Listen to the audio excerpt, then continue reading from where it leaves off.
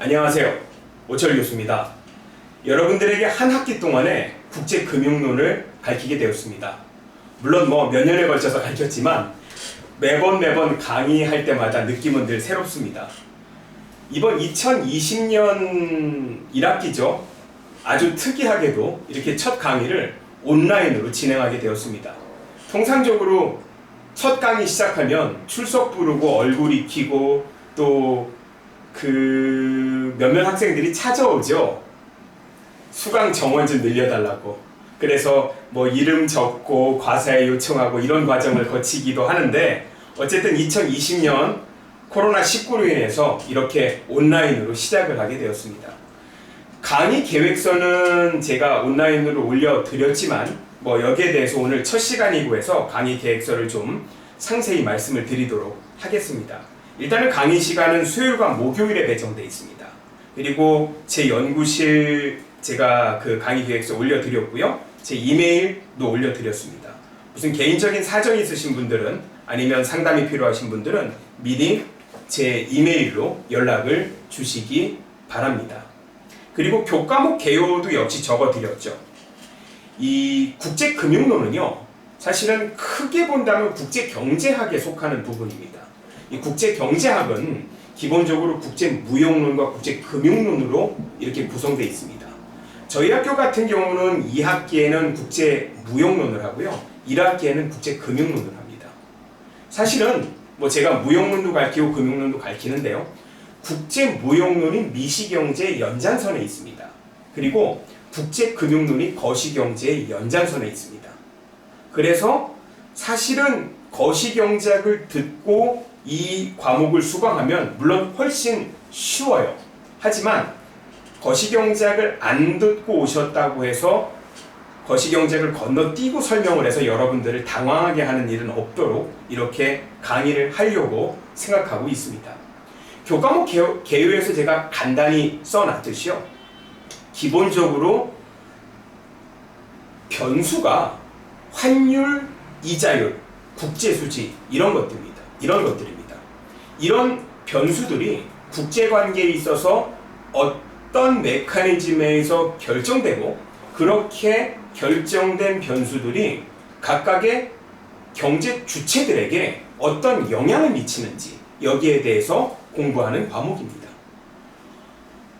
물론 수학적으로 접근할 수 있지만, 이번 학기에 물론 전 학기도 마찬가지였지만 수학적인 수식의 나열을 되도록이면 좀 자제하려고 하고요, 실제 국제금융에 대한 경제 현상을 위주로 여러분들의 이해를 돕도록 이렇게 편제하려고 하고 있습니다. 이 국제금융론이요, 말씀드린 대로 국제적인 어떤 공조나 이 변수들이 어떻게 결정되고, 그리고 우리 삶에 어떤 영향을 미치는지 요즘에 벌어지는 사태를 가지고 잠깐 예를 드는 것으로서 이 교과목 개요를 대신하려고 합니다. 오늘이죠. 오늘이 2020년 3월 16일입니다. 한국은행에서 임시금융통화위원회를 열어서 금리를 무려 0.5%를 낮추었습니다. 결론적으로 우리나라 기준금리는 현재 0.75%입니다. 우리나라 기준금리가 0%로 이렇게 진입한 것은 사실은 사상 초유의 일입니다. 그리고 가보지 않은 길이죠. 그런데요, 사실은 전날 미국에서도 금리를 인하했습니다. 아마 그 여파를 크게 받았을 거요. 다시 말하면 미국이 금리를 내렸고 여러 이유로 한국이 금리를 내린 겁니다. 왜 이렇게 했을까? 아니면 여기에 대한 영향이 어떻게 될까? 이런 것들을 배우는 게 바로 국제금융론입니다. 물론 금리를 이렇게 내리는 바람에 어떤 영향이 있죠? 한 국가의 여러 경제 주체들의 영향을 받습니다. 다시 말하면 결론은 미국에서 일어나는 일이 바로 우리나라를 거쳐서 나에게 영향을 준다는 겁니다. 이런 의미에서 국제경제학을 배운다는 것은 굉장히 도움이 되겠죠. 어쨌든 이 예를 들므로써 제가 강의하는 한 학기 강의할에 대한 어떤 개요를 이렇게 간단히 말씀을 드렸습니다. 수업 운영 방식은요, 뭐 가장 이상적인 거는 적은 인원으로 토론하고 그 다음에 질문하고 답변하고 이게 가장 좋은데 뭐 여건상 그러지 못합니다. 특히 오프라인으로 했으면 그나마 질문도 받고 좀 답변을 드리는데 뭐 이렇게 2주에 걸쳐서 온라인으로 진행하는 바람에 뭐 일방적으로 강의가 되겠고요. 그래서 강의안은 PPT 파일로 올려드릴 겁니다. 그래서 그 강의 들으시기 전에 준비하셔서 강의를 들으시면은 뭐 많은 도움이 될 겁니다. 기타 운영 방법에 대해서는 제가 그 강의 계획서에 상세히 써놨으니까 한번 읽어보시길 바랍니다. 그리고 제일 중요한 교재 얘기를 해야 되겠죠. 제가 우리 학교에서 한 3년 가르치는 동안에요. 그동안에 교재를 요 책을 썼어요. 국제경제학이라는 책을요. 이 책은 뭐 굉장히 유명한 책입니다. 뭐 저자가 폴 크루그만이죠. 폴 크루그만은 참고로 2008년도에 노벨 경제학상을 받은 사람입니다. 이 국제경제학은 사실 이 두 부분으로 구성이 되어 있어요. 말씀드린 대로 아까 잠깐 언급했는데 국제무역론과 국제금융론입니다. 그래서 전반기에는 그 국제무역론에 해당하는 이 앞부분을 공부하고요. 이렇게 1학기죠. 저희 학교 같은 경우는 1학기에 국제금융론을 이 책 뒷부분을 가지고 공부합니다. 이 책 대단히 좋은 책이에요. 그런데 한 4년 가르치다 보니까 약간의 불편한 점은 좀 있더라고요. 뭐냐면 미국 위주로 사실은 써있기 때문에 한국의 국제금융론을 이해하는데 조금 좀 부족한 면이 있어요. 그래서 요번 학기부터는 요거를 그냥 부교재로 선정을 하고요. 물론 여기에 나오는 내용들을 발췌해서 여러분들한테 가르칠 겁니다. 그 교재를 좀 과감히 바꿔봤는데 그 주교재를 요걸로 삼았습니다. 글로벌 시대 국제금융론이라고요. 이 책 올려드렸습니다. 어떤 책인지는. 특정 저자는 없고요. 국제금융연구회라고 이렇게 돼 있는데 굉장히 여러 사람들이 지었습니다. 제가 아시는 분들도 많이 있고요. 예, 그래서 그 교수들이 2, 4, 6, 7, 8, 12, 14, 16, 18, 23분 있으셨군요. 아마 그 전공별로 챕터를 쓰신 것 같아요. 물론 이제 통일성은 조금 떨어지는 면은 있는데 그래도 한국 위주로 요 교과서를 편제해서 아무래도 저희가 이해하는 게 좀 나을 것 같더라고요. 그래서 요번 학기는 요 교재로 이렇게 쓰도록 하겠습니다. 예상되는 질문을 미리 제가 답변을 드리면 교재를 반드시 사야 됩니까? 라고 하는 질문들을 항상 첫 시간에 하시더라고요. 물론 교재를 사실 필요는 없습니다. 근데 가지고 계시면은 그 강의 시간에 놓친 걸 좀 이해하거나 보충하는데 많은 도움이 되실 겁니다. 그리고 구판으로 구매하셔도 그렇게 큰 지장은 없습니다. 어쨌든 주교재는 요 교재로요. 그리고 부교재는 요 교재로 요 두 교재를 활용해서 한 학기 동안에 여러분들을 가르치려고 생각하고 있습니다. 물론 자료는 PPT 파일로 올려드릴 겁니다. 그 외에 여러 가지 자료들이나 읽을 것들을 제가 중간중간 슬라이드에 삽입해서 물론 이것도 강의를 드리도록 이렇게 하겠습니다. 과제는 2회 준비되어 있고요. 중간 시험 전에 1회, 그 다음에 기말 시험 전에 1회를 해서 2회인데 한 회 정도 과제는 나갈 수 있습니다. 성적 평가 방법은 중간 45, 기말 45, 과제 5, 출석 5 이렇게 정했습니다. 출석 비중이 상대적으로 적은데요. 왜 적게 놨냐 하면은 출석을 안 하고는 중간고사, 기말고사를 잘 볼 수가 없거든요.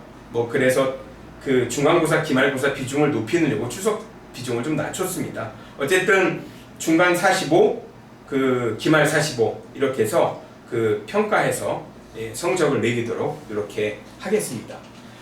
그리고요. 주별 주제 내용은 이렇습니다.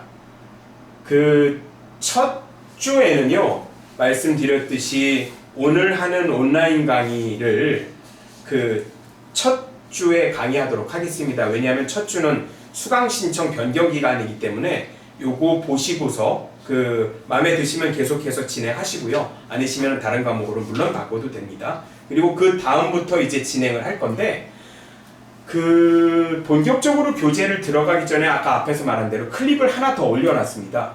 왜냐하면 과목이 조금 어려울 수 있기 때문에 모티베이션을 가는 게 굉장히 중요하다고 생각하거든요. 그래서 왜 국제금융론을 공부해야 되는지 일반 경제신문 기사를 중심으로 해서 이렇게 좀 편제를 하고 그 강의를 하고서 시작하도록 하겠습니다. 그리고 2주부터 16주에 걸쳐서 이렇게 부지런히 진행하는데 그 15주를 안 하고 한 주를 더 늘려놨습니다. 뭐 혹시나 뭐 이렇게 빠지는 경우가 있기 때문에 그랬고요. 그래서 기본적으로 그 첫 시간에 뭐 개방경제, 국민경제, 국제수지표 이런 것에 대해서 배울 거고요. 2주 때는 이제 외환시장의 구조, 환율 제도의 이해 이렇게 하고요. 3주 때는 외환 포지션, 환위험 뭐 이런 걸 배우게 될 겁니다. 4주 때는 구매력 평가설, 이자율 평가설 뭐 이런 것들을 배우게 되고요. 5주 때는 총 지출 경상수지, 그 다음에 6주, 7주에 걸쳐서 국제자본의 이동과 거시경제 운용정책 뭐 이런 것들, 그리고 조금 어려운 모형 같은 거를 몇 가지 배우게 될 겁니다. 그래서 여기까지 보셔가지고 중간고사를 보시고요. 중간고사 끝나면은 저희가 겪었던 그 외환 위기에 대해서 이렇게 자세히 배우게 될 겁니다. 그리고 10주, 11주에 거쳐서 그 시장 구조, 뭐 가격 결정이라든가 최적 금융 정책 이런 것들, 그리고 자산 시장 모형, 환율 결정의 새로운 접근법들에 대해서 배우게 될 거고요. 13, 14, 14주에 걸쳐서 환위험, 그 다음에 외환을 조금 더 심화 과정으로 좀 더 배우게 될 거고요. 그 다음에 파생시장, 그 다음에 맨 마지막으로 국제통화제도의 변천, 그 다음에 통화의 국제화 이런 주제를 가지고 그 교과서를 중심으로 해서 차분히 그리고 자세히 아마 강의를 진행할 것 같습니다. 자, 그래서 그 국제금융론 강의 계획은 첫 시간에 이 정도로 하고요. 그 다음 주에 다른 클립을 올릴 건데 말씀드린 대로 국제금융을 왜 배우느냐부터 시작을 하겠습니다.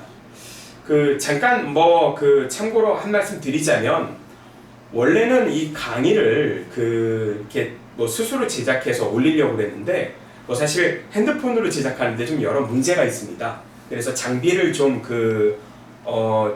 제가 백초경제학이라는 거를 과거에 유튜브에 올렸을 때 이렇게 도와주셨던 에어링 모션의 김삼률 대표한테 부탁을 해서 장비를 빌렸고 좀 편집을 부탁을 드렸어요. 어쨌든 이 자리를 빌어서 대단히 감사드립니다. 에어링 모션에 들어가면 여러 가지 영어 동영상들이 있거든요. 아마 좀 같이 보시면 참조 많이 되실 줄로 믿습니다. 자, 그래서 강의 계획은 이걸로 마치고요. 다음 주에 국제경제학을 왜 배우는지 실제로 실물 기사를 중심으로 해서 강의를 진행하도록 하겠습니다. 감사합니다.